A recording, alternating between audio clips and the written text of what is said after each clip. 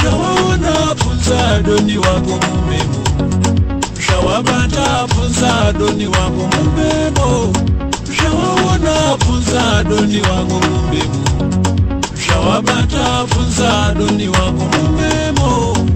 Iwe mwamuna wangu ndifunze unosenza mangwana ndisosiye kukudairira. Kudai une chitumwa ndipangitse pachiri ndizokununure mangwana kana pfungwa dzinotenderera. Zvakaikika zvako zvinyorewo pachena ndizoone pekutangira napo kana zvavhunduka.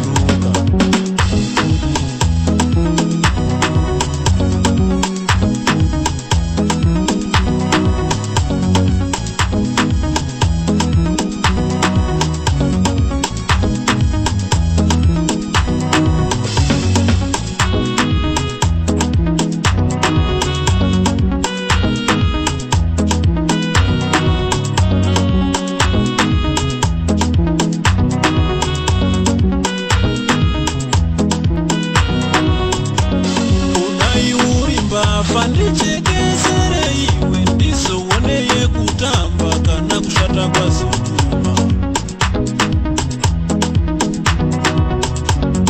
Kana uri tsotsi ndichekeserewo ndizoone pekutangira kana zvakora muto.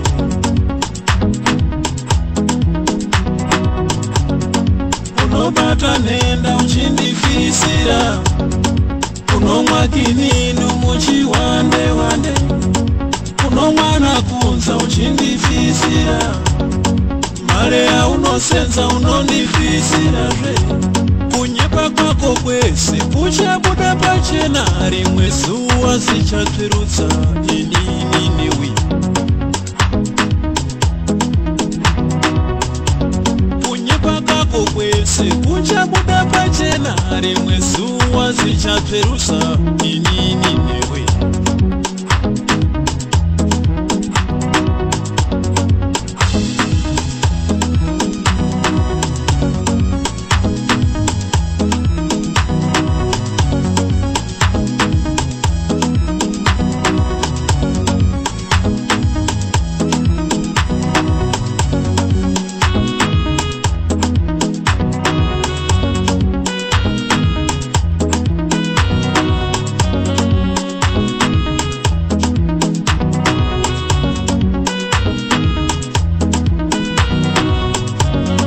Zvese zvaunobata unondifisira, zvese zvaunoita unondifisira.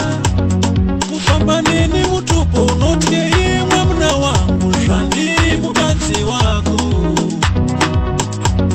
Kuhamba neni mutupo unotye iye mwamuna wangu, zvandiri mukadzi wako. Dzina rakwana ndinoryawo zvatinoda, kupfekawo dambi kuromora kuroya. Dzina rakwana tinoryawo zvatinoda, kupfekawo dambi kuromora kuroya. Unozvionepi? Ndibvunze kwaunosenza, zvandiri mukadzi wako unondifisira ngei?